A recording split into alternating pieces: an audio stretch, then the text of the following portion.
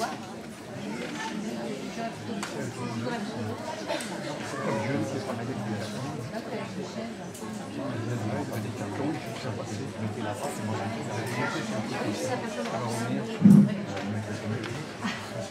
présente, je suis responsable du laboratoire électrique. Alors, c'est quoi le but du sujet dans un premier temps?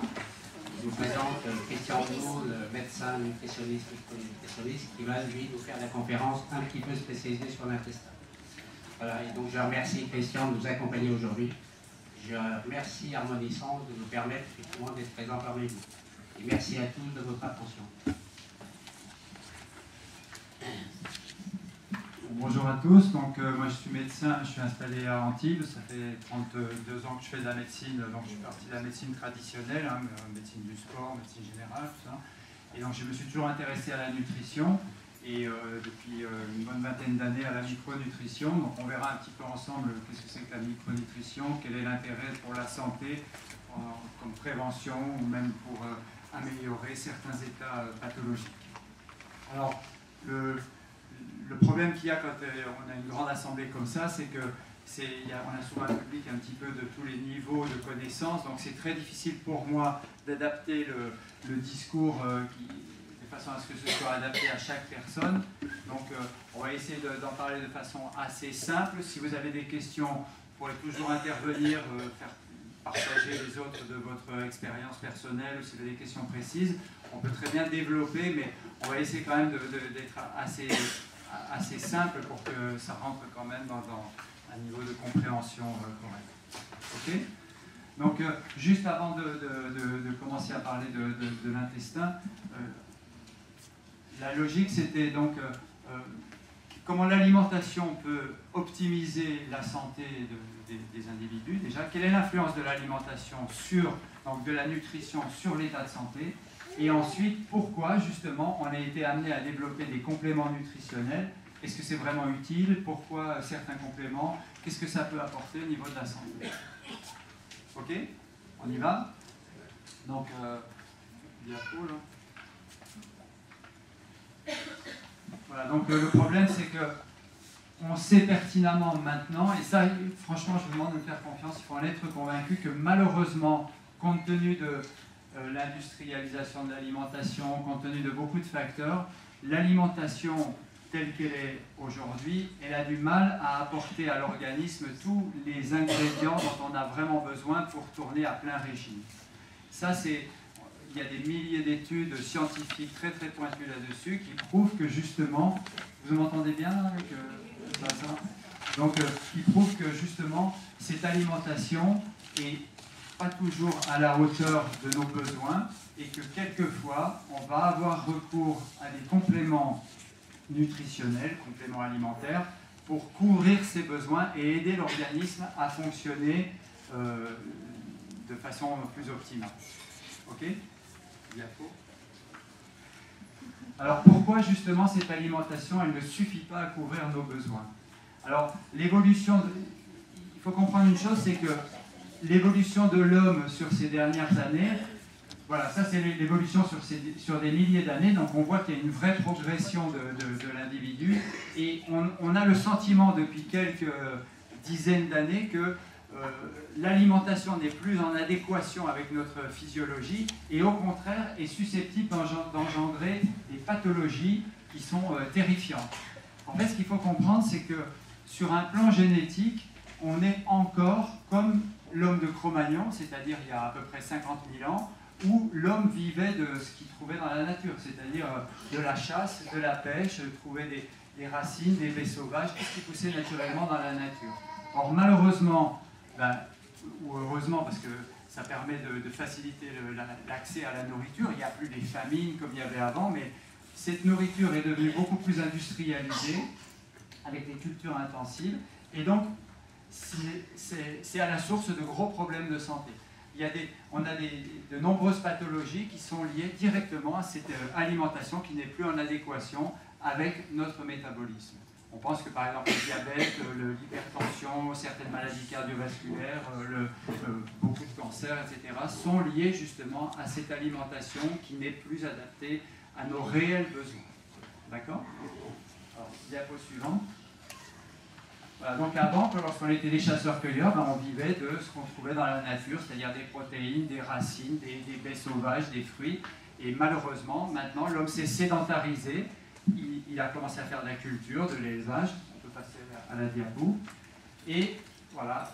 Et surtout depuis quelques années maintenant, avec la nourriture industrialisée, il y a à peu près 75% ou 80% des aliments qu'on consomme maintenant qui ont été traités, modifiés par la main de l'homme.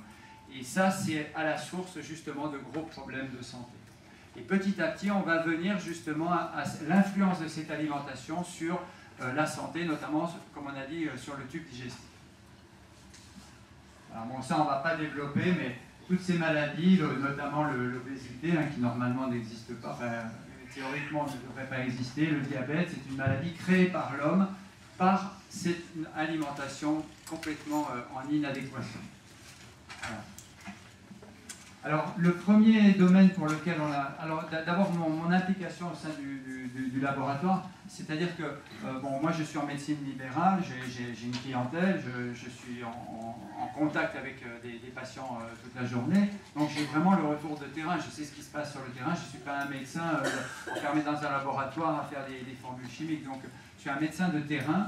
Et donc je connais bien la micronutrition pour la pratiquer depuis des années. Je fais beaucoup de conférences, je fais des formations, je forme beaucoup de médecins sur tout le quart sud-est de la France. Et donc j'ai été amené à rencontrer François qui m'a demandé de travailler pour le laboratoire. Et donc c'est moi qui ai formulé, qui ai fait toutes les formulations du laboratoire pour proposer une gamme de compléments nutritionnels qui soit vraiment haut de gamme, qui soit vraiment adapté à ce qu'on connaît de plus pointu dans le domaine de la micronutrition, et avec notamment des formulations qui soient pointues au niveau des dosages, de l'origine des compléments nutritionnels, des micronutriments, etc. Donc après, si vous avez des questions là-dessus, n'hésitez pas à me questionner. Juste je fais un petit complément d'information. Donc on ne travaille qu'avec des produits naturels. Et l'usine de fabrication est située à côté de Saumur. Voilà, donc on reste sur le logo français, en sachant qu'on recherche les meilleurs principes actifs qu'on peut trouver sur le marché aujourd'hui, de façon à vous apporter, après élaboration des formules par Christian, les meilleures formules aujourd'hui. Ce qui nous intéresse surtout, c'est, même si ce sont des produits qu'on appelle haut de gamme, c'est d'avoir des résultats, voilà, que ça vous apporte quelque chose. Hein. Voilà. Et merci Christian pour l'élaboration de formules. Oui, parce qu'en fait, il y a eu un tel engouement pour la micronutrition depuis quelques années. On en a beaucoup parlé avec des gens comme Servan Schreiber, avec des gens comme ça. Il y a eu vraiment un intérêt réel pour la micronutrition.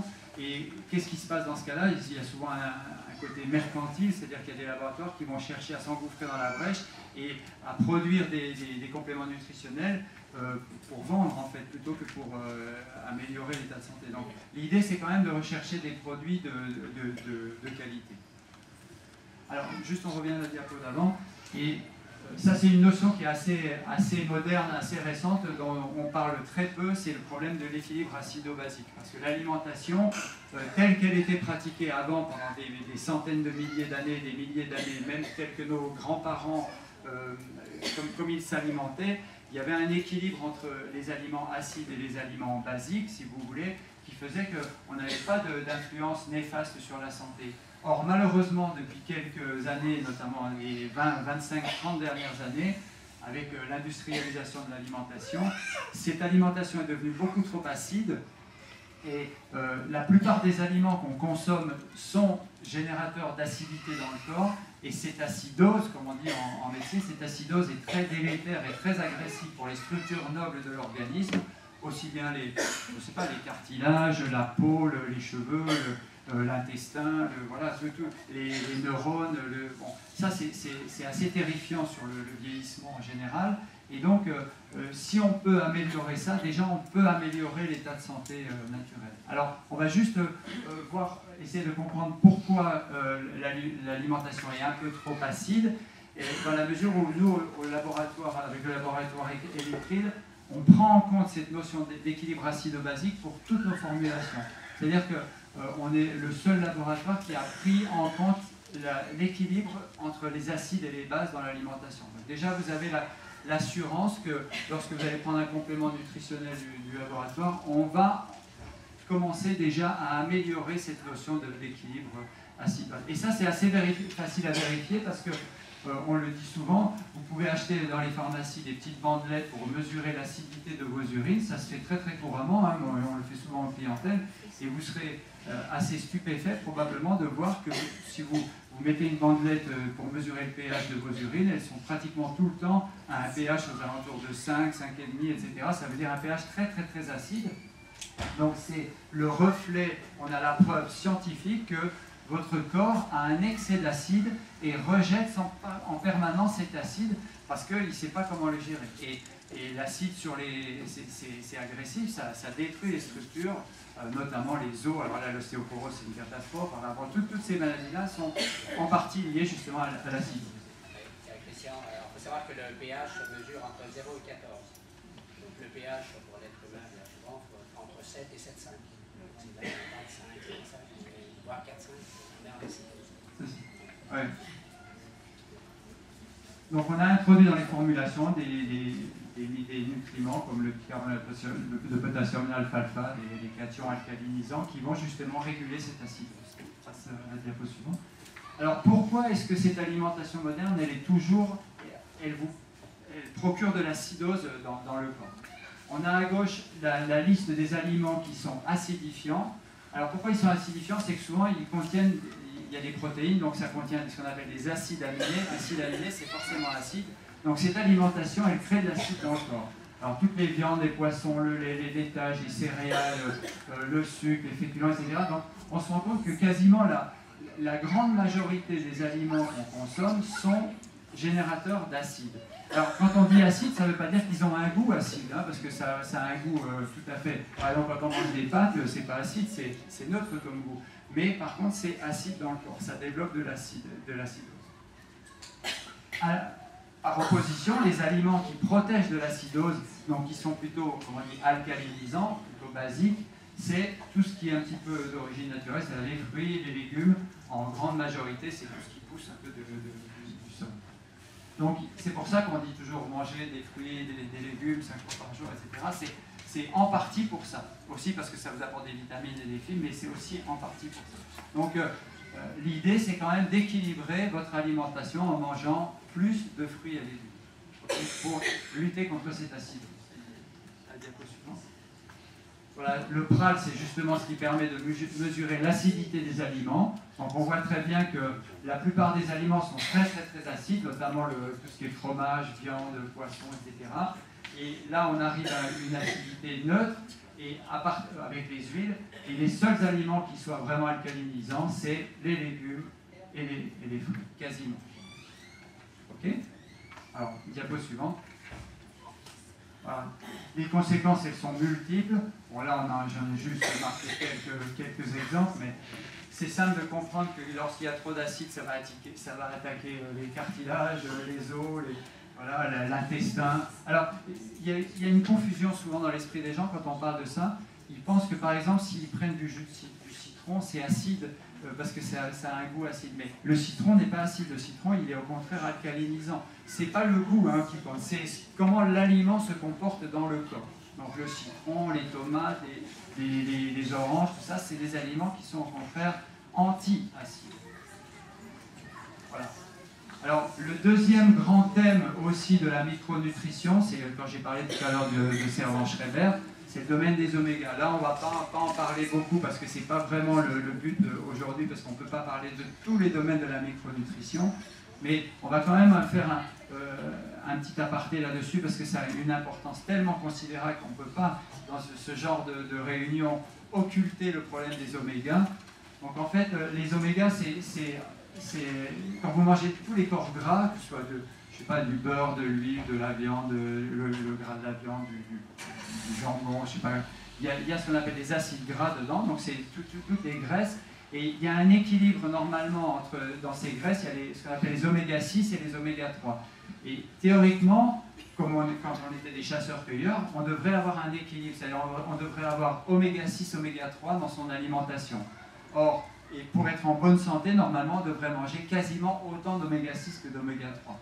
Malheureusement, dans la nature déjà au départ, mais en plus dans l'alimentation moderne, tout est fait pour qu'il y ait 10 fois, 20 fois, 30 fois plus d'oméga 6 que d'oméga 3. Et malheureusement, ces oméga 6, même si on en a besoin, il faut qu'on en mange, ben on en a tellement trop que ça crée dans le corps des réactions d'inflammation chronique. Il y a beaucoup de gens qui, sans le savoir, ont des problèmes d'inflammation chronique à cause d'un déséquilibre en oméga 6, oméga 3. Donc si on mesure, on peut le faire, hein, il y a des tests qui permettent de mesurer l'équilibre oméga 6, oméga 3. On se rend compte que la plupart des gens mangent 20 fois ou 30 fois plus d'oméga 6 que d'oméga 3. Alors qu'il faudrait 1 pour 1. Alors on dit qu'on peut tolérer jusqu'à même 5 oméga 6 pour 1 oméga 3, mais 20, 30, 40, c'est inacceptable. Donc ça crée vraiment des énormes problèmes dans le corps. D'où l'idée d'augmenter les apports en oméga 3. Donc il y a plusieurs solutions pour ça. C'est d'abord l'alimentation, on va rester le plus naturel possible. Donc il faut manger des aliments qui contiennent des oméga 3. Bon, il y a plein de gens qui le savent maintenant parce qu'on en a tellement parlé. C'est les poissons gras, vous savez, les sardines, les maquereaux, le saumon sauvage, pas d'élevage, etc. Les huiles comme l'huile de colza, l'huile de noix, tout ça, ce sont des très bonnes huiles, ou les aliments comme la mâche, le courtier, voilà, des aliments qui contiennent des oméga 3. Donc le premier réflexe à avoir, c'est d'être naturel et de manger des aliments qui contiennent des oméga 3. Mais là encore, comme c'est très difficile d'équilibrer ces apports en oméga 6, oméga 3, on a souvent besoin d'avoir recours à des compléments alimentaires qui sont riches en oméga 3.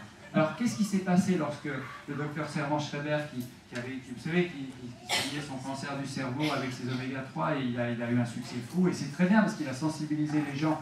Moi, ça fait plus de 20 ans que j'en parle de ça, mais ça a été bien, ça a donné du boost justement à cette notion d'oméga 3.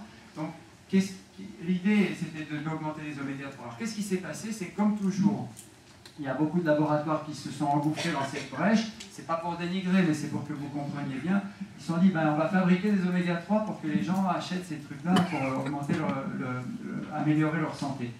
Alors c'est simple, les oméga 3, ils ont pris des poissons, vous savez, les poissons gras. C'est le gras du poisson. Hein. Le gras du poisson, c'est quelque chose d'assez souhaitable pour la santé parce que justement, c'est riche en oméga 3. Donc ils ont pris des oméga 3, ils ont broyé, ils ont pris le jus gras qui coulait, ils en ont fait des gélules et on vendait ça en pharmacie. Donc le problème, c'est de savoir d'où viennent ces poissons. Parce que si vous ne connaissez pas l'origine de ces poissons-là, vous pouvez prendre un complément nutritionnel qui est riche en oméga 3 et absorber des graisses de poissons, mais de poissons qui viennent par exemple de la Baltique, de mer fermée où il y a une pollution catastrophique. Vous savez, il y a tous les pétroliers qui viennent de Norvège qui leur passent au-dessus de la tête. C'est des poissons d'élevage qui sont élevés comme des poulets avec des graines et tout. Donc franchement, excusez-moi, mais c'est un peu dégueulasse. C'est vraiment pas sain, c'est pas ce qu'on recherche. Tout ce qu'on recherche, c'est justement d'améliorer l'état de santé. Alors, si vous donnez des oméga 3, mais en même temps, vous empoisonnez la vie avec des métaux lourds, avec du mercure, avec du plomb, de la dioxine ou de l'uranium, c'est justement pas ce qu'on veut. Quoi, hein. Donc, il faut rechercher l'origine des oméga 3.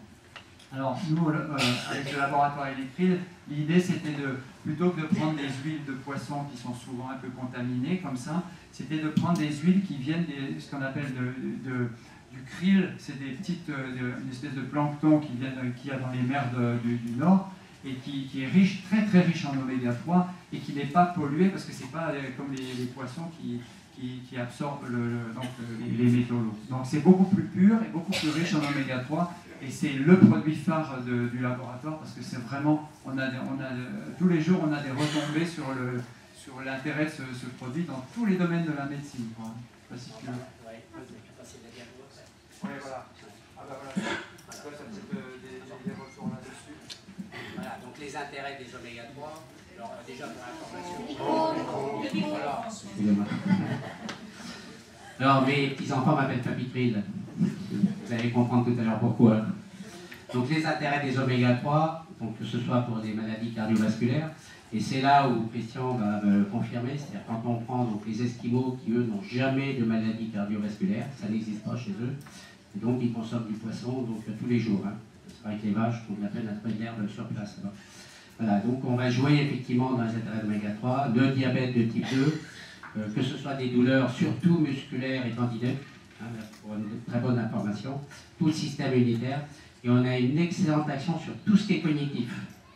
Voilà. Et sur ce qui est cognitif, une des raisons, c'est-à-dire que l'oméga 3, puisque c'est 150 milliards de cellules qu'on renouvelle tous les jours, l'oméga 3 participe à la pellicule extérieure de la cellule, à la fluidité, finesse et souplesse.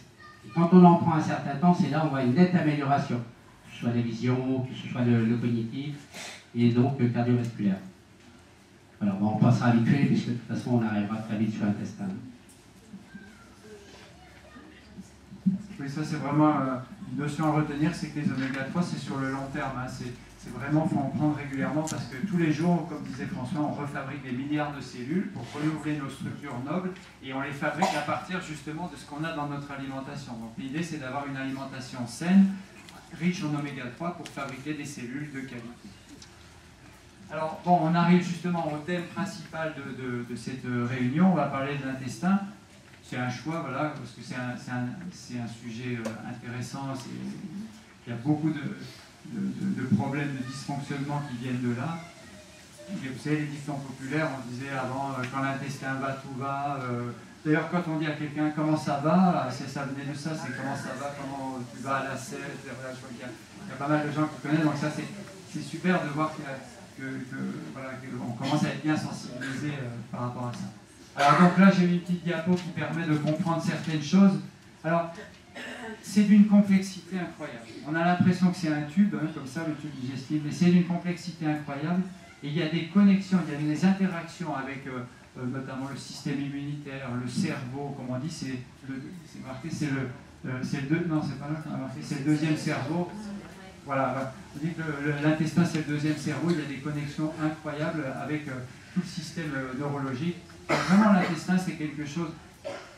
Une personne qui a un désordre intestinal a obligatoirement des grosses conséquences sur la santé, et inversement, quelqu'un qui a un intestin qui va bien a quand même des chances d'avoir une santé nettement améliorée. Alors, on va essayer de comprendre un petit peu pourquoi c'est si compliqué d'avoir un tube digestif qui fonctionne bien, notamment avec l'alimentation moderne qui est notre pire ennemi par rapport au fonctionnement de cet intestin. Alors, déjà, ça c'est très important parce que les lymphocytes, donc tous nos défenses immunitaires, vous savez, ces cellules qui nous protègent de l'extérieur, maintenant on parle de l'Ebola, de tous ces trucs-là, je peux dire que c'est super important d'avoir un système immunitaire qui fonctionne bien. Et bien, 70% des cellules immunitaires viennent du tube digestif, sont fabriquées dans le tube digestif. Donc si vous avez un tube digestif qui est déficient, obligatoirement vous aurez des défenses immunitaires qui seront déficientes. Voilà, donc ça vaut le coup de s'y intéresser. Après, il y a ce qu'on appelle la flore intestinale, le microbiote. On en parlera aussi tout à l'heure, l'intérêt de la flore intestinale et pourquoi la vie moderne, notamment certains médicaments comme les antibiotiques ou certains laxatifs, etc., vont perturber cette flore intestinale qui est pourtant d'une importance capitale pour la santé. Alors, l'interaction avec le système nerveux, par exemple. Je ne sais pas si, vous savez, avant, pendant la guerre de 14, là, il y avait tous les soldats qui étaient dans les tranchées. On s'est rendu compte, quand on a fait des autopsies de ces soldats, c'est que, pas la moitié, mais il y avait peut-être un tiers des morts qu'il y avait dans les tranchées. Ils ne sont pas morts parce qu'ils ont pris une bombe sur la tête ou une balle, ils n'ont pas été victimes d'une arme, ils sont morts d'hémorragie digestive, parce qu'ils avaient eu tellement peur, c'était terrifiant, quoi, d'être dans ces tranchées entre le marteau et l'enclume, comme ça, ils avaient tellement peur, puis c'était dans des conditions atroces, qui fait qu'ils avaient un tel stress qu'ils ont eu forcément donc ils ont développé un ulcère de l'estomac qui s'est percé et qui ont fait des hémorragies digestives. Et comme il n'y avait rien pour les soigner, donc ils mouraient comme ça sur place sans avoir été atteints par un quelconque projectile. Donc ça prouve bien l'influence du stress sur la santé et notamment sur le tube digestif. Mais ce qu'il faut savoir, et ça c'est bon, ça tout le monde le sait que quand on est stressé, l'estomac il va se nouer, on a des troubles digestifs, on va avoir des ballonnements, des spasmes digestifs. Ça, on enfonce des portes ouvertes. Ce qui est moins connu, c'est que, et ça on le sait maintenant, c'est qu'il y a une interaction entre le tube digestif et le cerveau. C'est-à-dire, on savait que le cerveau pouvait influencer négativement le tube digestif, mais maintenant ce qu'on sait aussi, c'est qu'un tube digestif qui fonctionne mal, par exemple des gens qui ont une colopathie, qui ont un intestin irritable, il y a des nerfs, une quantité incroyable de petits filets nerveux qui remontent au cerveau et qui vont provoquer justement un dysfonctionnement au niveau du cerveau, c'est-à-dire créer des vraies dépressions, des troubles du sommeil, des troubles de l'humeur, etc.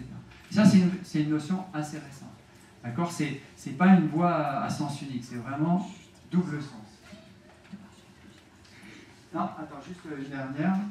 Voilà. Et enfin, pour bien comprendre la fragilité de ce tube digestif, il faut imaginer que c'est presque incroyable comment ça peut fonctionner, un tube digestif. À ce moment-là, je ne parle pas du foie, de tout ça, de l'estomac. Je parle de l'intestin grêle. Vous savez, ce grand tube qui fait 8 mètres de long. D'abord, pourquoi il est long, ce tube? Pourquoi il est long comme ça? C'est parce que l'intérêt, c'est que son rôle, c'est d'absorber dans l'alimentation tout ce dont on a besoin pour vivre. C'est-à-dire que lui, c'est comme une espèce de tri sélectif. Il va prendre les aliments tels qu'ils vont arriver, ils vont être digérés en petits fragments, et lui, le tube digestif, il va absorber des petites particules, des vitamines, des minéraux, un petit morceau de protéines, des acides gras, etc., pour fournir les ingrédients nécessaires à l'organisme pour que l'organisme fonctionne à plein régime. Mais c'est pas si simple que ça. C'est pas uniquement un petit sas qui permet de filtrer, un filtre qui permet d'absorber spécifiquement les aliments. Il doit en même temps sélectionner ce qu'il ne veut pas absorber. C'est-à-dire qu'il doit absorber ce qu'il y a de bon, mais rejeter ce qu'il y a de mauvais.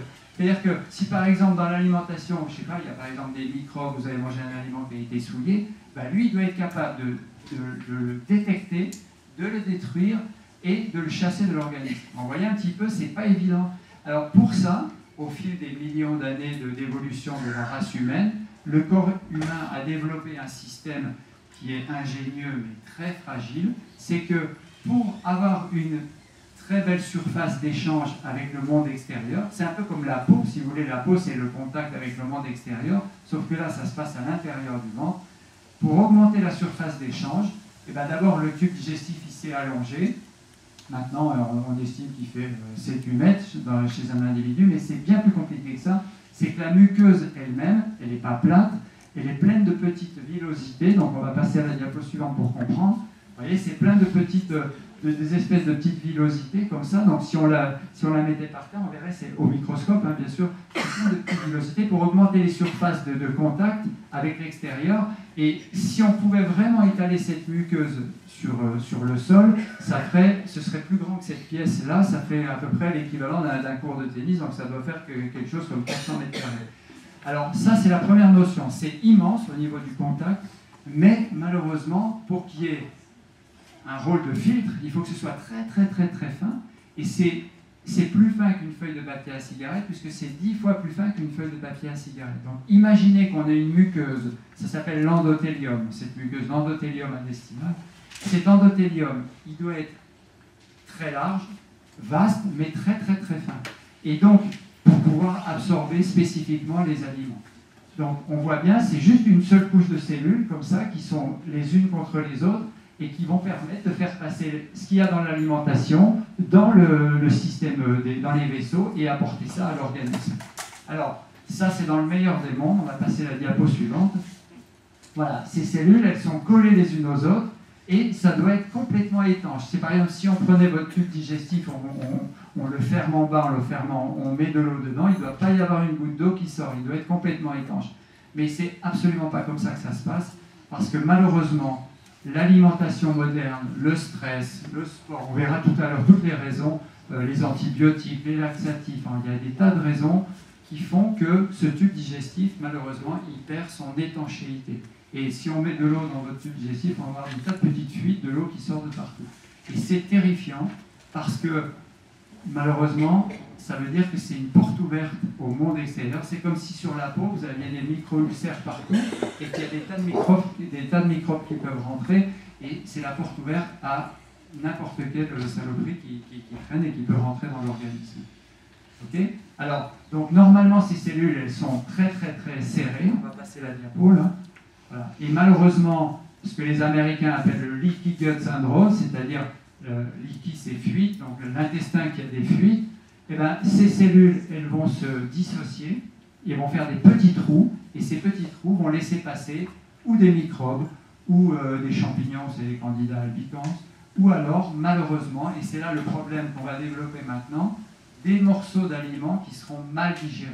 C'est-à-dire, au lieu d'absorber uniquement ce dont il a vraiment besoin, des petits acides aminés, des petites vitamines, il y a des fragments de pain, des fragments d'œufs, des fragments de je ne sais pas quoi, de caséine, de lait, qui vont rentrer dans le corps. Et le corps humain, lui, comme il va voir que c'est un intrus, puisqu'il n'est pas habilité à digérer ces morceaux de protéines entières, il va les détruire, il va faire des anticorps contre ces fragments d'aliments, et ces anticorps vont faire leur travail, c'est-à-dire ils vont détruire ce petit fragment d'aliment qui est rentré dans le corps, mais malheureusement, ça va aller bien plus loin que ça. Ces immunoglobulines, c'est-à-dire les anticorps qu'il a fabriqués, vont avoir une action délétère très très très toxique sur l'organisme en général, et on pense que c'est, on est sûr, mais c'est une notion qui n'est pas très connue actuellement, que ces anticorps sont à la base de très nombreuses pathologies, notamment immunologiques, et notamment ce qu'on appelle toutes les maladies auto-immunes. D'accord ? Donc, les maladies auto-immunes, ça peut être la polyarthrite rhumatoïde, la sclérose en plaques, voilà, toutes ces maladies, la thyroïdite d'Hashimoto, des tas de maladies comme ça. Mais sans aller jusque-là, parce que tout le monde n'a pas, fort heureusement, des maladies auto-immunes qui sont des maladies souvent terrifiantes, mais c'est sûrement à la base de problèmes quotidiens, de désordres quotidiens, tels que les migraines, des douleurs articulaires, tous les problèmes de peau comme l'eczéma, l'urticaire, on verra tout à l'heure la liste parce que on en oublie, tellement il y en a. Donc c'est dommage parce que c'est quelque chose pour lequel on peut remédier, c'est quelque chose qu'on peut soigner facilement avec des compléments nutritionnels justement, parce que là on est obligé de passer par le complément nutritionnel. Et c'est dommage de laisser notre intestin être une porte d'entrée à tous ces produits agressifs qu'on trouve dans l'alimentation moderne. Ça vous parle, ça? Alors, la suivante. Bon, c'est le même passage, sauf qu'on voit très bien, ça c'est au microscope électronique, on voit très bien ces espèces de jonctions serrées. Donc là, il y a des passages anormaux qui vont rentrer directement dans le sang et qui vont apporter plein de problèmes pour l'organisme. Suivant. Alors voilà. Donc, qu'est-ce qui peut provoquer ce leaky gut syndrome? Quels sont les facteurs extérieurs qui peuvent malheureusement accélérer ce phénomène? Alors là, ils sont notés, hein, notamment bien sûr les médicaments, tout ce qui est médicaments, antibiotiques, etc., laxatifs, mais aussi ce qu'on appelle les xénobiotiques, c'est tous les toxiques, c'est-à-dire le mercure, le plomb, tout ce qu'il y a les pesticides, on en parle tout le temps, hein, c'est pas pour rien. Voilà. Donc la mauvaise alimentation, la malbouffe, l'alcoolisme, bien sûr, l'alcool, autant l'alcool c'est excellent pour la santé, hein, je suis le premier à le reconnaître, mais c'est l'excès, hein, bien sûr, on le sait, bon, ça on enfonce des portes ouvertes. Le sport, je suis bien placé pour prôner l'intérêt du sport pour la santé, mais l'excès de sport, moi je suis beaucoup de sportifs de haut niveau, notamment dans tout ce qui est triathlon, marathon, etc. Donc tous les sports vraiment d'endurance, mais très très longs, ça crée un énorme problème au niveau digestif. On ne peut pas le développer là, mais parce qu'il n'y a pas assez de sang qui va au tube digestif, donc ça fait des espèces de petits infarctus, des micro-infarctus du tube digestif, et donc ça crée des petits trous dans le tube digestif, et les sportifs qui font justement ce type d'activité, tout ce qui est longue distance, hein, vous savez, marathon, triathlon, etc., ont des tubes digestifs de très mauvaise qualité, et c'est souvent à cause de ça qu'ils font après des tendinites, des périostites, etc. Alors, comme en plus ils ont des inflammations, ils prennent des anti-inflammatoires qui eux-mêmes vont provoquer des nouvelles lésions du tube digestif, c'est le chien qui se mord la queue, on s'en sort pas. Alors le stress, bon, ça de toute façon on l'accuse dans tous les domaines, mais là c'est particulièrement, on l'a vu pour les soldats dans les tranchées. Bon, le vieillissement, malheureusement, la muqueuse perd ses qualités d'étanchéité. Et ça, on en parlera tout à l'heure, le problème très très moderne d'intolérance alimentaire avec le dosage des immunoglobulines, mais on en parlera un petit peu à la fin parce que c'est passionnant. Ok ? Les maladies inflammatoires du tube digestif, c'est maladies de Crohn, rectocolite hémorragique, etc. Mais ça, c'est quand même déjà plus grave. Alors, la suivante. Donc ça, c'est pour imager et pour apporter une preuve que c'est bien vrai, hein, c'est un tube digestif, on voit très bien qu'il y a carrément des trous dans la muqueuse digestive par lesquels peuvent pénétrer ces fragments d'aliments ou ces bactéries ou les candidats ou les microbes. Suivant.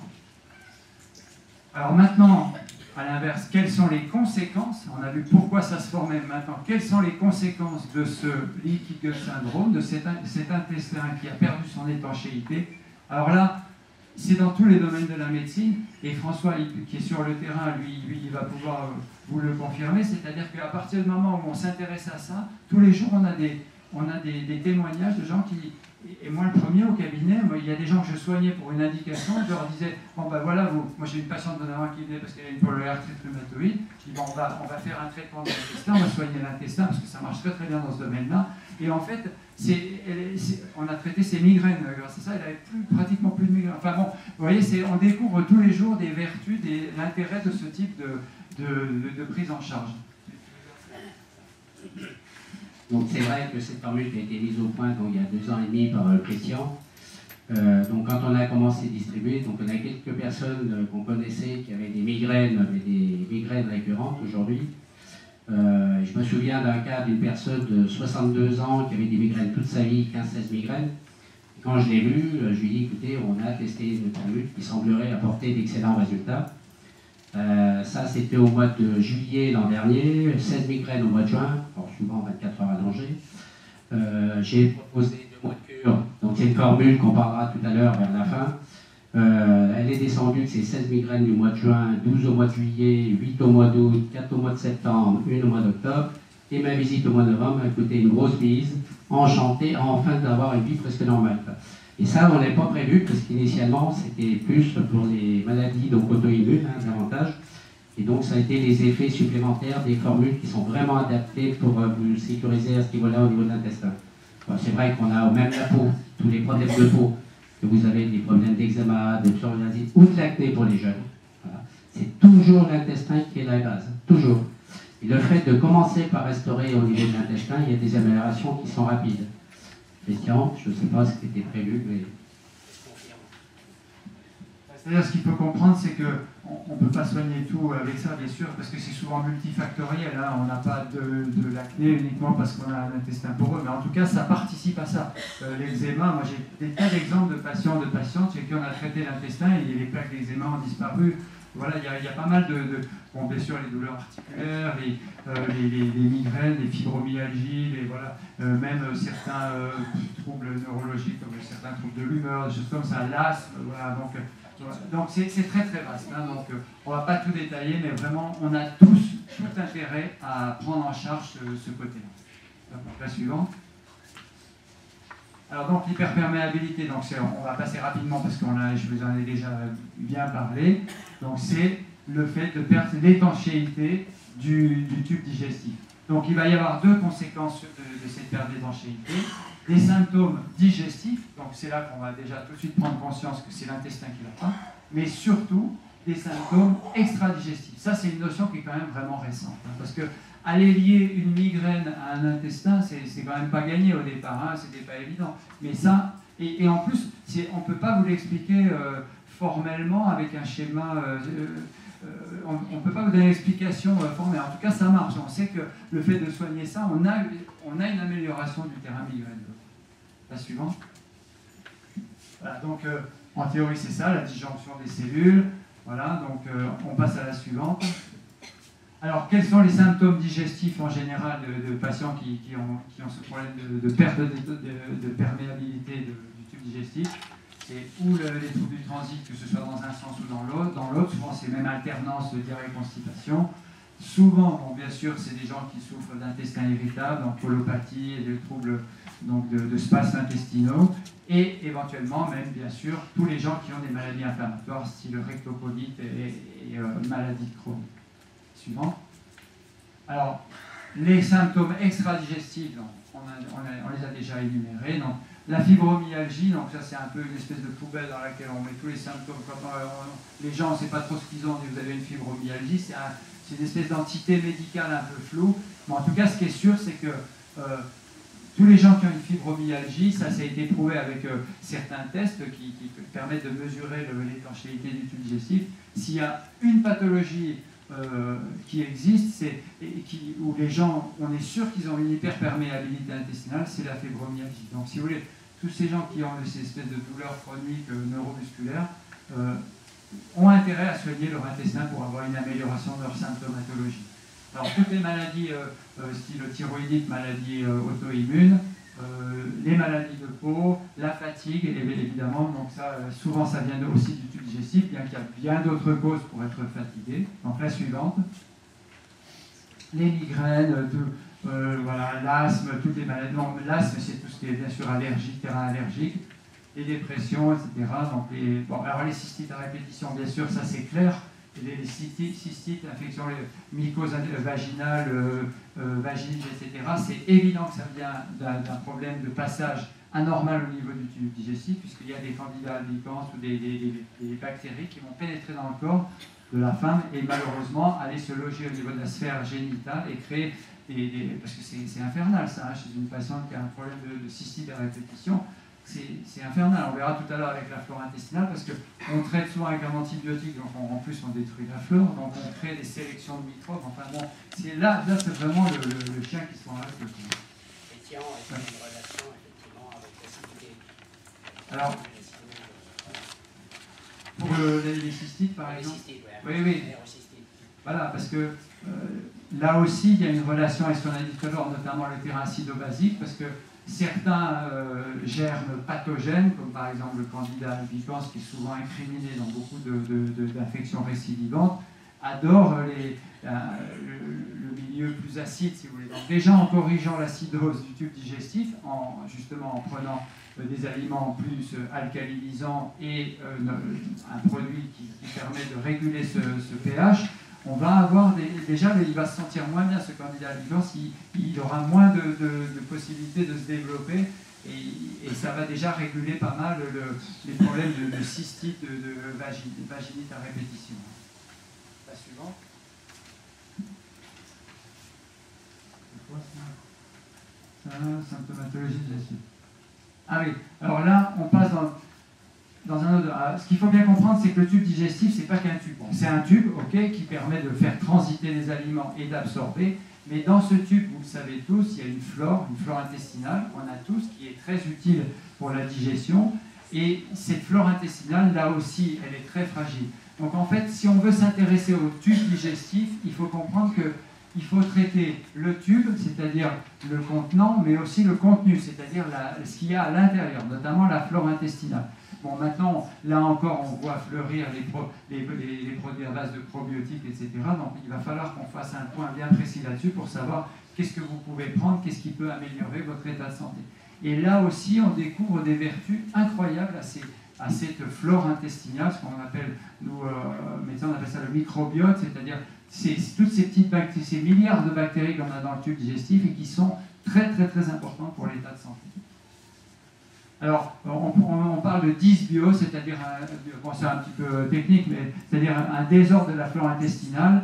Et suivant que cette dysbiose se passe dans le côlon ou le côlon ascendant, le côlon descendant, on va avoir une différence. Et le diagnostic, il est facile à faire au niveau justement des gaz. Bon, c'est pas très glamour, mais ça permet de savoir un petit peu si c'est plutôt les protéines qui sont mal digérées ou les glucides. Donc nous, médecins, ça nous permet de savoir d'où vient, quelle est la partie du tube digestif qui est intéressée. La suivante. Alors la symptomatologie, justement, extra-digestive de ces dysbioses, de ces problèmes de troubles de la flore intestinale, bon, c'est presque évident, hein, de toute façon, c'est tout ce qui est système immunitaire, puisque c'est, encore une fois, 70% de cellules immunitaires viennent de cette flore intestinale, viennent de ce système immunitaire. Donc, les vaginites et les mycoses à répétition, un vieillissement accéléré, mais ça, je vous montrerai un diapo après qui va vous permettre de comprendre mieux l'importance de la flore intestinale sur le vieillissement. Et on parle beaucoup maintenant des problèmes de prise de poids anormaux, parce qu'il y a des gens, effectivement, qui prennent du poids alors qu'ils mangent correctement, ils n'ont pas une alimentation complètement anarchique, etc. Et de plus en plus, on se rend compte de l'importance de la flore intestinale sur, justement, ces problèmes ou d'obésité ou de prédiabète, etc. Et je suis convaincu que là-dedans, il va y avoir des progrès considérables de fait. Pendant plusieurs années, on a beaucoup travaillé, enfin, moi, on a fait des recherches avec l'Institut Pasteur, vous savez, pour l'intérêt de telle et telle souche de probiotiques sur la santé. Et il y a des gens qui sont des chercheurs qui travaillent depuis des dizaines d'années là-dessus. C'est leur boulot tous les jours, et c'est des scientifiques de très haut niveau.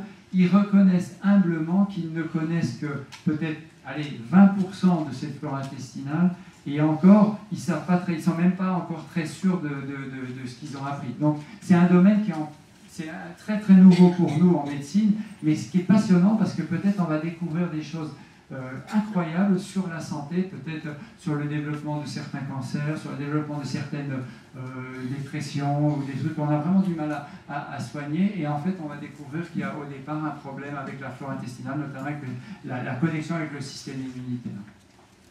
Alors, la fatigue chronique, il y a des gens qui, on a beau leur donner toutes les vitamines, on peut faire tout ce qu'on veut, ils sont toujours fatigués, et ça se comprend parce que, on peut le comprendre parce que l'énergie dans le corps, elle provient de ce qu'on appelle l'ATP, c'est ce qu'il y a au niveau des muscles qui permet de développer de la puissance musculaire, etc. Et l'ATP est fabriqué, pour une grande partie, en tout cas pour la moitié de cette fabrication, se fait dans le tube digestif par la flore intestinale. Donc il y a des gens qui ont un manque d'énergie parfois parce qu'ils ont une flore intestinale qui est de très mauvaise qualité, ils n'arrivent pas à fabriquer justement cet ATP qui est nécessaire pour avoir de l'énergie. Ils ne sont pas responsables, malheureusement, c'est parce qu'ils ont une mauvaise flore que ça ne marche pas bien. Suivant. Alors donc on arrive à cette notion de probiotique. Alors probiotique, qu'est-ce que ça veut dire? Donc la diapo suivante, je pense qu'on va avoir avant d'avoir la définition, je vous montre cette diapo et je la trouve vraiment sympa à chaque fois que je la montre parce que ça en fait c'est, bon, sans être trop technique, mais c'est l'évolution de la flore intestinale avec l'âge. Donc enfance, adolescence, âge adulte, senior, etc. Donc on voit au fil du temps que certaines bactéries qu'on trouve dans notre tube digestif, notamment les bifidobactériums, ont tendance à baisser avec l'âge, et notamment en fin de vie, où elles sont désastreusement déficientes dans le tube digestif. A l'inverse, on a des bactéries qui sont pathogènes, qu'on appelle le Clostridium perfringens, qui est souvent à l'origine de tourista, de diarrhée, etc. Donc, a tendance à monter avec l'âge, et notamment en fin de vie, où il devient très très important. Et c'est ce déséquilibre-là qui fait qu'il y a une accélération du vieillissement et une accélération on va dire des capacités, qu'elles soient motrices, intellectuelles, etc. Alors pourquoi j'ai mis cette diapo? C'est parce que vous savez qu'on avait chez nous quand même la record woman de longévité mondiale, et c'est presque étonnant parce qu'on s'est toujours demandé pourquoi cette Jeanne Calment, là, elle a vécu jusqu'à 120 et quelques années, alors qu'on pensait que l'horloge biologique de l'homme c'était 120 ans. On pouvait pas, le nombre de démultiplications cellulaires faisait qu'on devait tous vraiment au maximum aller à 120 ans. C'était vraiment presque un miracle de la médecine de dépasser ce cap des 120 ans. Elle, je crois que c'est 123 ou 124, un truc comme ça. Donc ça a un peu interpellé les scientifiques. Alors ils se sont penchés sur son cas, ils se sont dit mais pourquoi cette dame a pu vivre si longtemps? Alors, est-ce que ça vient de son mode de vie, de son alimentation, de son activité intellectuelle ou sexuelle, ou j'en sais rien? Parce qu'on pense à tout à ce moment-là. Est-ce qu'elle a pris des médicaments qui l'ont protégée? Bon, bref, on essaie de comprendre. Et il y a une des choses qui a interpellé les chercheurs, c'est que justement, parce que quand ils voyaient qu'elle battait les records, ils ont commencé à faire des examens sur elle, analyser le sang, les selles, etc. Et ils ont découvert que dans ses selles, dans sa flore intestinale, elle avait une flore intestinale d'une personne d'à peu près 50-60 ans. C'est-à-dire qu'elle avait 120 ans, mais si on donnait à un laboratoire ces selles à analyser, le laboratoire aurait dit ça c'est des selles d'une personne de 50-60 ans. Alors, la question qu'on peut se poser à ce moment-là, on se dit, est-ce que c'est parce qu'elle avait cette flore intestinale d'une personne de 60 ans qu'elle a pu vivre plus longtemps, ou est-ce que c'est le fait d'avoir... c'est assez difficile de savoir quelle est l'influence. Oui, est-ce que c'est parce qu'elle était en bonne santé par ailleurs qu'elle a gardé une flore intestinale de qualité? On sait pas. Mais en tout cas, toujours est-il, c'est que cette flore intestinale, elle a un rôle déterminant sur la santé et notamment sur le vieillissement. Donc, encore une fois, je me répète, mais on a tous tout intérêt à faire attention à notre flore intestinale et à la coucouner et à la protéger. Et malheureusement, c'est très fragile. Et on va voir justement ce qu'on peut faire pour améliorer cette flore intestinale. Donc les probiotiques, Normalement, on n'a pas besoin de probiotiques. Normalement, on devrait tous avoir une flore intestinale parfaite, parce qu'elle se renouvelle, elle s'équilibre, etc. Mais malheureusement, il y a des tas de facteurs de la vie courante qui font que ces probiotiques, cette flore intestinale, elle est perturbée. Par exemple, vous prenez un antibiotique, vous avez pris un antibiotique, la flore intestinale, elle est détruite pendant 6 mois, et donc elle se reforme n'importe comment. C'est l'anarchie totale. Donc elle peut se reformer avec des cellules pathogènes, et il faut au moins 6 mois, 6 à 9 mois pour refaire une flore intestinale. Alors comme en plus, cette flore intestinale, elle vous permet d'être plus protégé du monde extérieur, vous prenez un antibiotique, on le voit très souvent chez les enfants, ça c'est classique. Un gamin qui fait une angine, on lui donne un antibiotique, un mois après c'est une otite, le mois après c'est une bronchite, après c'est une rhino, etc. Et c'est antibiotique et re-antibiotique. Et finalement, ben, on ne s'en sort pas parce que chaque fois on bousille la flore. Donc on bousille son système immunitaire, donc en fait le gamin, il n'arrivera jamais à s'en sortir. Donc l'idée c'est d'éviter, si on prend des antibiotiques, et en plus de renouveler la flore intestinale de façon à ce que la flore puisse vous protéger du monde extérieur. Donc théoriquement, la définition du probiotique, ce sont des comprenez bien, c'est que ce sont des micro-organismes vivants qui vont être ingérés par exemple en gélules, voilà, qui vont permettre de rééduquer, qui vont avoir un effet bénéfique sur la santé et de rééduquer la flore intestinale que vous avez, votre flore intestinale. Alors la suivante. Alors les indications, ben, c'est tout ce qu'on a vu tout à l'heure, hein, toutes les pathologies, on ne va pas revenir là-dessus. La suivante. Voilà, on peut l'utiliser en prévention des infections hivernales, on peut, dans toutes les maladies de peau, notamment c'est très très connu, hein, tout ce qui est eczéma, acné, etc. Les terrains allergiques, ça c'est super important, les inflammations. Chez la femme enceinte, c'est très très très important, notamment dans le dernier trimestre. En fait, il faut bien comprendre une chose, c'est que le bébé qui est dans un liquide amniotique, qui est dans une poche stérile, il est stérile, il n'a pas de flore intestinale dans son petit tube digestif. Donc, au moment de la naissance, quand la poche va se crever, le bébé, si la maman accouche par les voies naturelles, donc le bébé il va être en contact avec le monde extérieur en franchissant les voies naturelles, donc il va être en contact avec la flore intestinale de sa maman. Et il va faire sa propre flore intestinale avec la flore intestinale de sa maman. Donc l'idée, c'est de faire en sorte que la maman ait une flore intestinale optimale, parce que c'est rarement le cas, Alors si malheureusement l'enfant naît avec une flore intestinale de mauvaise qualité, ben, lui-même aura des troubles plus tard, avec notamment, on le sait maintenant, tous les problèmes d'allergie chez les enfants qui sont de plus en plus fréquents et qui sont souvent liés à une flore intestinale de mauvaise qualité au départ. Et on en a la preuve formelle, c'est notamment les enfants qui sont nés par césarienne. Ça, c'est classique, hein, puisque malheureusement, ils n'ont pas pu bénéficier de cette contamination naturelle par la flore intestinale, c'est-à-dire la flore vaginale de sa maman, parce que la flore vaginale, c'est le reflet de la flore intestinale. Donc, quand ils passent au moment de l'accouchement par les voies naturelles, ils se contaminent avec cette flore vaginale.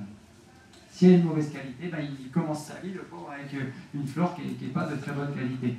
Alors, imaginez si en plus il naît dans un bloc opératoire où il va être confronté à une flore qui n'a rien à voir avec la flore intestinale de sa maman. Donc on sait que les enfants nés par césarienne ont quand même beaucoup plus de chances d'avoir, je ne dis pas qu'ils seront forcément malades, mais ils ont quand même statistiquement beaucoup plus de chances de développer des maladies, notamment tout ce qui est asthme, allergie, etc., des eczémas, etc., parce que c'est toutes ces maladies qui sont un peu dans le domaine de l'immunité.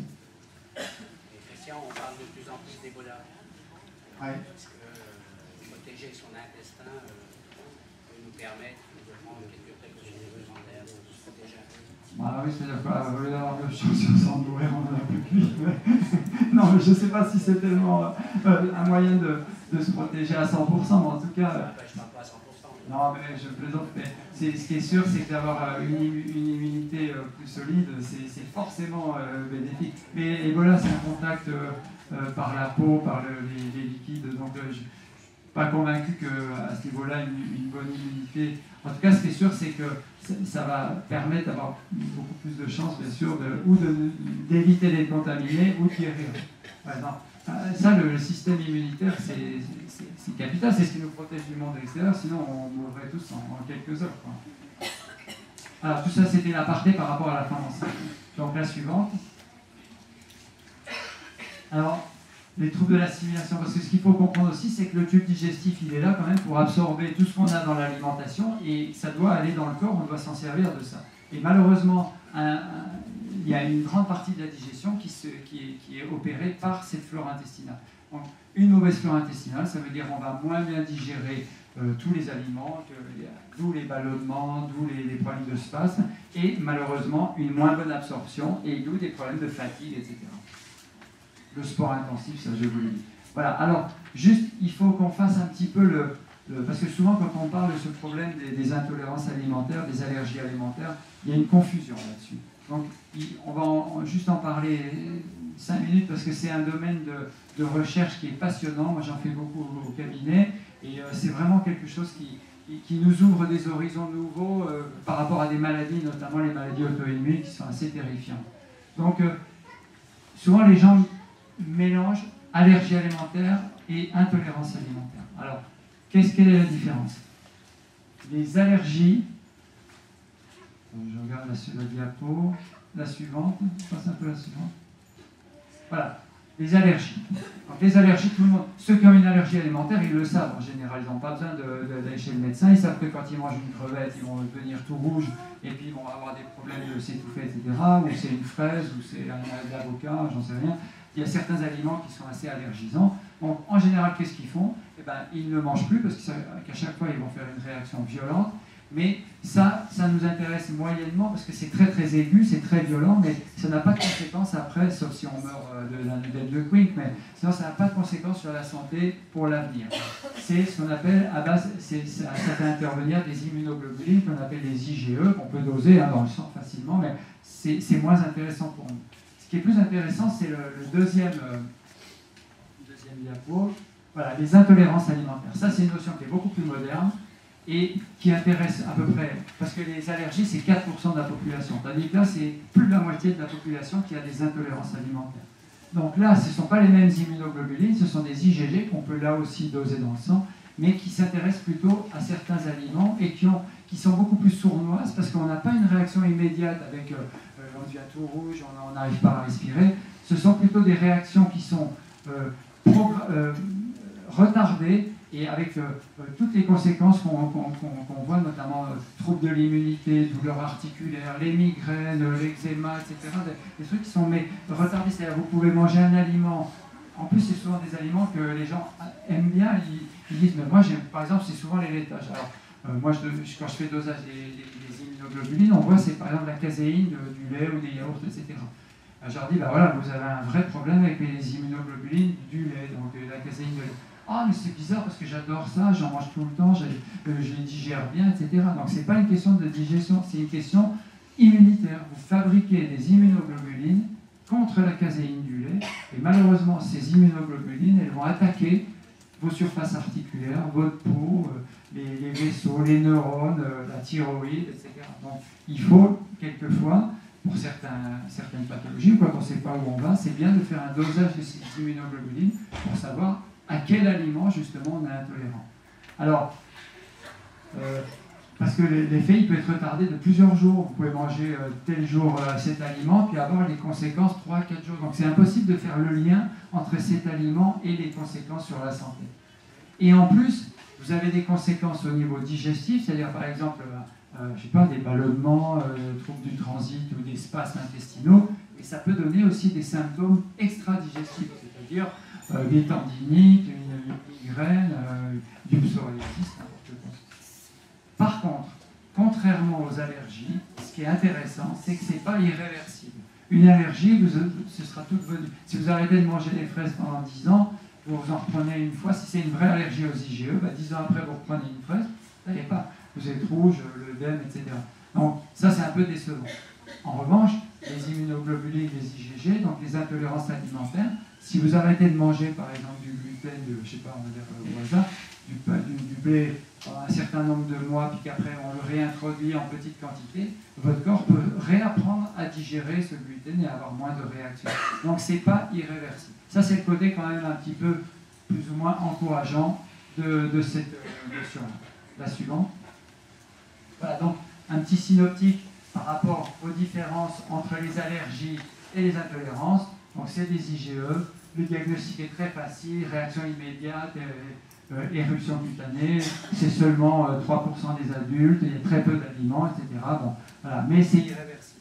En revanche, voilà, les intolérances, c'est les IgG, c'est très peu connu, on en parle maintenant un petit peu, mais c'est quand même pas tellement d'actualité.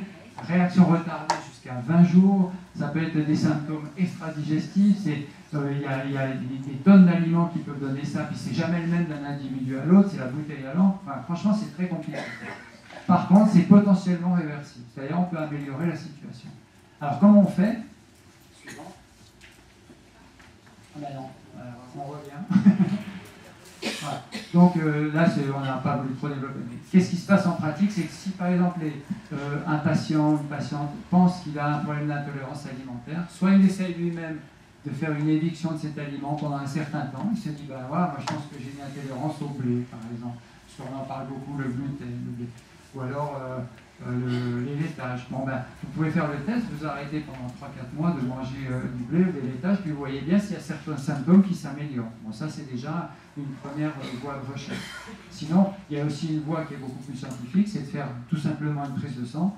Et par une prise de sang, on peut diagnostiquer 250 aliments, on sait exactement, ben voilà, vous c'est le blanc d'œuf, vous c'est les lentilles, vous c'est la morue, je ne sais pas n'importe quoi. Non, ça peut être n'importe quel aliment, la châtaigne, la moutarde, bon, bref, la levure de bière. Bon. Et comme ça, on a un dosage spécifique des IgG, on sait exactement, on a un scanner précis pour chaque personne.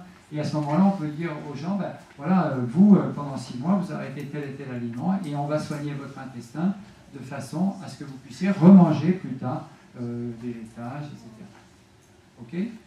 Alors, enfin, pour finir sur ce thème, sur ce sujet précis, malheureusement, il ne suffit pas aussi d'arrêter l'aliment pour vraiment améliorer son état de santé. Parce que qu'est-ce qui se passe? C'est que normalement, cet aliment-là, même si vous le mangez, il ne devrait jamais rentrer dans le corps. C'est ce que je vous ai dit tout à l'heure. C'est parce qu'il rentre dans le corps parce que l'intestin, il est poreux, il n'est pas étanche.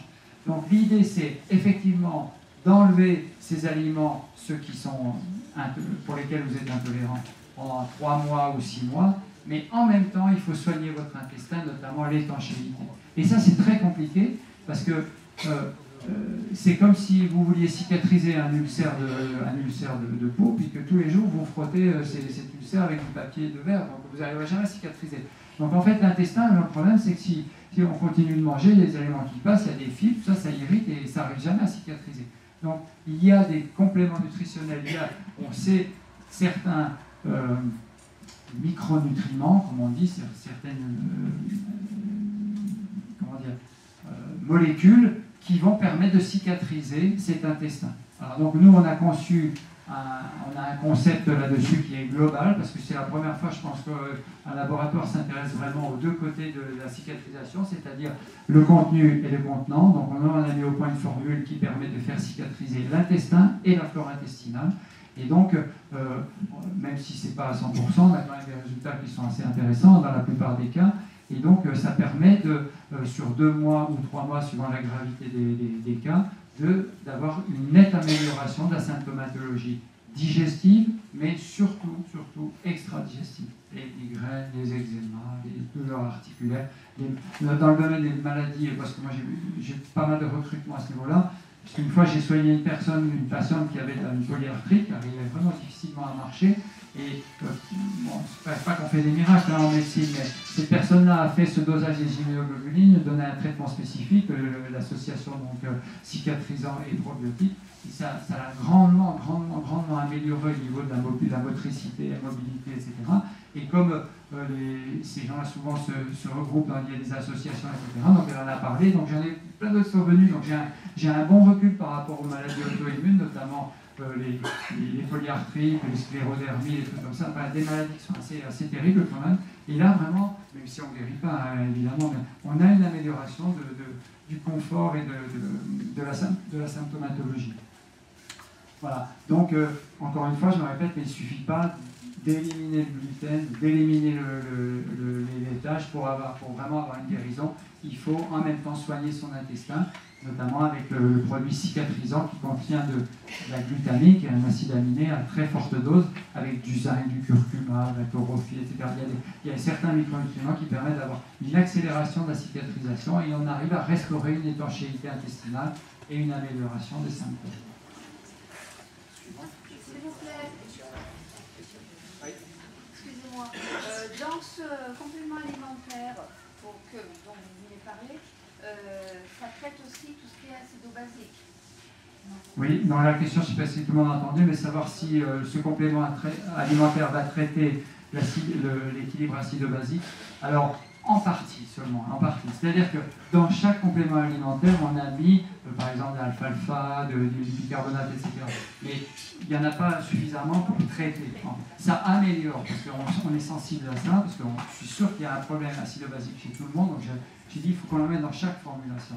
Mais on a un produit, nous, spécifique pour le pH, c'est des gros gélules, et il faut du produit dedans. Donc on ne peut pas tout mettre dans la même gélule, sinon la gélule, c'est un suppositoire, elle est grosse comme ça, quoi. Donc on ne peut plus l'avaler, quoi. Donc il faut quand même faire des choix à un moment donné. Donc même si on est sensibilisé, on sait qu'il faudrait, on en a mis, mais pas assez. Donc il faut faire des efforts au niveau de l'alimentation, et en plus peut-être, chez certaines personnes, prendre le produit pH contrôle qui permet de contrôler le pH, d'améliorer le pH. On va revenir juste un petit peu sur les formules. On va revenir sur les formules. Le passé. Alors donc la présentation du laboratoire. Donc le laboratoire à l'écrit. Alors je donne juste une information parce que donc le laboratoire a deux circuits de distribution. Parce que l'usine est située sur Saumur. Donc un laboratoire qui est auprès des professionnels, ça s'appelle Nutrition, et on a donc effectivement quelques magasins dans la région qui distribuent les produits. Merci de leur confiance. Et il écrit, donc on a beaucoup plus de particuliers d'informations. Ce sont exactement les mêmes produits. Donc le laboratoire, donc on conçoit, alors la conception c'est les Christian, la production c'est Saumur, donc aujourd'hui, et donc une qualité d'usine, c'est une usine artisanale aujourd'hui, mais avec une qualité des produits aujourd'hui qui nous appelle Total, qui nous apporte toute une satisfaction, et la distribution, eh ben, c'est toute l'équipe et moi-même. Voilà.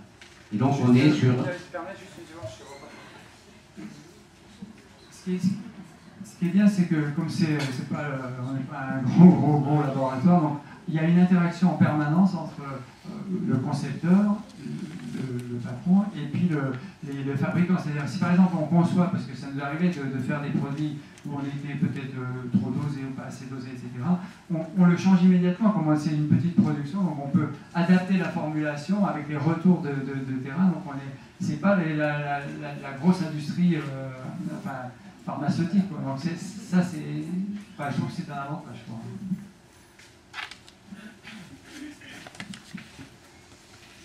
Alors donc, les garanties, voilà, on l'a devant nous. Merci Christian, exceptionnel. Donc Christian qui a une expérience vraiment reconnue dans ce type de nutrition et micronutrition. Alors nos engagements, c'est ce que j'ai dit tout à l'heure, donc les meilleurs produits qu'on peut trouver, une bonne concentration et surtout des produits qui sont efficaces. Il ne suffit pas de prendre un bon produit pour qu'il en soit qui puisse effectivement migrer dans nos cellules. Alors toutes les formules, bien sûr, sont agréées, notifiées, des GCRF, etc. Alors justement, on va parler des formules, puisqu'on a parlé aux formules de l'intestin. Donc on a une formule qui s'appelle Equinabio. Alors la formule Equinabio, ça va être deux produits justement qui vont permettre de restaurer donc au niveau de l'intestin. Si tu veux passer, parce que voilà. Alors nous avons donc une gélule de probiotiques. Alors probiotiques, ce sont 4 souches de bactéries à ce niveau-là. Alors j'attire votre attention sur les probiotiques, l'importance de la conservation des probiotiques. Alors il faut savoir qu'au niveau des probiotiques, donc les probiotiques peuvent se conserver dans un frigidaire. Donc nous de notre côté, on regarde de notre côté que tout l'approvisionnement à l'usine, de l'usine à moi-même au dépôt et chez tous les distributeurs, c'est toujours sur un glacier ou dans le frigo. Alors pourquoi? Parce que c'est la montée en température qui détruit les bactéries. Donc il ne suffit pas de vous faire une bonne formule, faut-il encore l'avoir efficace jusqu'au dernier moment. Donc ça, faites attention. Si vous achetez un jour des probiotiques ou que ce soit, toujours ça doit sortir d'un frais. Rayon frais au frigo. Et puis donc cicatrisation. Donc la cicatrisation, vous voyez, donc on travaille avec une formule assez complète, que ce soit glutamine, curcumine, poivre noir, qui est extrêmement cicatrisant. matricaire, la luzerne, c'est pas bon pour les lapins, la preuve. Hein. Alors, Christian, on peut peut-être en parler, pourquoi on rentre de la luzerne au niveau de la formule, parce que là, c'est une partie de la formulation. Oui, la luzerne, c'est l'alfalfa, donc c'est ce que alfalfa, ça veut dire, je sais pas, la nourriture de toutes les nourritures, enfin la mère de toutes les nourritures, je pense. Ouais, en arabe, je crois. Bon. C'est parce que c'est une plante, peut-être que dans quelques centaines, quelques siècles, tout le monde mangera que ça, parce que quand il faudra nourrir, je sais pas, 15 ou 20 milliards d'individus sur Terre, il faudra faire des productions intensives. Et la luzerne, ça a la particularité d'être très très riche en protéines. C'est une plante qui est riche en protéines, donc qui permet d'avoir des apports protéinés, mais qui en même temps n'est pas acide, contrairement à beaucoup de produits protéinés. C'est pour ça qu'on a opté là-dessus, parce que c'est très riche en agents alcalinisants, et ça permet c'est un très bon pouvoir de régulation de l'acidose. C'est pour ça que j'ai opté là-dessus. Et juste un petit clin d'œil, c'est que dans la formulation des probiotiques, j'ai rajouté donc, une molécule qui s'appelle la lactoférine, ça c'est très très peu connu, qui est utilisée beaucoup dans les centres, notamment de cancérologie. C'est ce qu'on appelle une transférine, sans rentrer trop dans le détail, mais c'est une molécule qui a le pouvoir de protéger, d'éviter qu'il y ait des cellules pathogènes ou des germes pathogènes, vous savez, agressifs qui se développent dans l'organisme. Et elle a cette particularité d'éviter qu'il y ait un développement trop intensif de tout ce qu'il y a de mauvais dans l'organisme. Et c'est très utilisé, ça commence à être utilisé dans les centres de cancérologie pour freiner le développement des cancers une fois qu'ils sont installés. Mais c'est surtout une action extrêmement importante en termes de prévention, notamment en termes de prévention du cancer. Donc, parce que l'idée, c'est quand même en micronutrition, notre idée, c'est avant tout d'être dans le système de la prévention. On sait que, moi je dis toujours, 1 gramme de prévention, ça vaut 1 kilo de traitement. Hein. Donc ça veut dire qu'il faut faire un maximum pour prévenir l'apparition des maladies. Après, une fois que c'est installé, c'est déjà plus compliqué. Vraiment de la prévention. Et ça, cette molécule, elle y participe grandement. S'il te plaît, la lactoférine, est-ce que ça intervient à quelqu'un qui a trop de ferritine? Non. Ça n'a rien à voir. Non, ça n'a rien à voir. Ça n'a rien à voir. Trop de ferritine, c'est quelqu'un qui stocke trop le fer. Oui, la ferritine, c'est la réserve en fer. Voilà. Donc malheureusement, la ferritine, si on a du mal à la faire baisser, donc souvent, comme avant, c'est les saignées, les trucs comme ça. C'est un petit peu le problème. Voilà. Mais voilà, et c'est toxique parce que le fer, on en a besoin, mais c'est souvent très toxique pour l'organisme. Voilà. Mais ça, ferritine et lactoférine, c'est deux choses différentes. D'ailleurs, parler beaucoup de la lactoférine qui pose un problème, parce qu'aujourd'hui, on est en train de doubler le prix d'achat de la lactoférine. Ah oui, c'est incroyable. C'est très cher. Au niveau du laboratoire, c'est vrai qu'on est obligé d'en tenir compte. Donc voilà la formule. Donc la formule de droite qui va cicatriser, c'est-à-dire qu'on va boucher les petits trous de l'intestin. Comment dire, on va mettre des rustines de la chambre air, c'est un petit peu ça. Voilà, qui va permettre. Alors donc, on revient un petit peu sur le krill. Donc, tout à l'heure, je vous ai dit que mes petits-enfants m'appelaient Papy Krill. Alors c'est parce qu'il y a une relation directe, effectivement, entre l'intestin et le stress. Voilà. Comme le krill, effectivement, qui est donc un apport d'oméga 3 extrêmement important, qui va jouer sur le stress, qui va jouer sur les maladies cardiovasculaires, sur des mers, etc. C'est pour ça que souvent, on conseille donc, au niveau de la formule probiotique cicatrisant en association avec la formule. Alors, il est vrai que des formules qui sont des formules haut de gamme aujourd'hui, on peut vous apporter un confort de vie, on est pratiquement sûr. Alors, on baisse un petit peu le portefeuille, là. Il y a une incidence directe. Hein. On ne peut pas tout faire. Voilà, donc au niveau de la formule, alors le dosage qu'on donne, c'est pratiquement 1 gramme d'huile de krill aujourd'hui, parce qu'il faut savoir qu'il y ait une concentration suffisante. C'est-à-dire que quand on voit certains laboratoires, bon, je ne fais pas une critique, ils vont conseiller 300 mg d'oméga 3 par jour, c'est totalement insuffisant pour avoir des résultats. Là, il y a un respect. Et d'ailleurs, les posologistes, c'est Christian qui intervient à ce niveau-là. Je peux passer. Alors, on a la formule, effectivement, vous parliez donc de l'équilibre acido-basique. Hein, donc, on a une formule pour remonter un petit peu ce facteur d'acidité. Hein, donc, c'est une formule tampon. Alors, qui va jouer, donc, effectivement, avec un citrate de calcium, citrate de magnésium, citrate de potassium, avec un dosage suffisant pour avoir une nette amélioration. Hein. Voilà, dans tous les problèmes qu'on peut avoir, il y a vraiment des bons résultats. Et nous, ce qu'on espère, c'est justement pouvoir le vérifier avec les bandelettes urinaires. C'est-à-dire que l'idéal, ce serait de faire le test, c'est de faire vos bandelettes urinaires avant de commencer le traitement. Et c'est plusieurs fois pour voir si les urines sont bien acides, à pH 5 par exemple, et en prenant le pH contrôle, voir si ce pH il remonte vers les 7 ou 6,5, 7. Ça, ce serait l'idée. Après combien de temps? En quelques jours, hein, normalement. Hein. Ça doit se faire en quelques jours, hein, l'équilibre. Oui, c'est assez rapide. De toute façon, les bandelettes, on en distribue au niveau du laboratoire. Est-ce que si on prend le pH contrôle, est-ce qu'il y a un ordre ou est-ce qu'on peut prendre en même temps équinèse de l'eau? Oui, on peut prendre tout à fait. C'est compatible.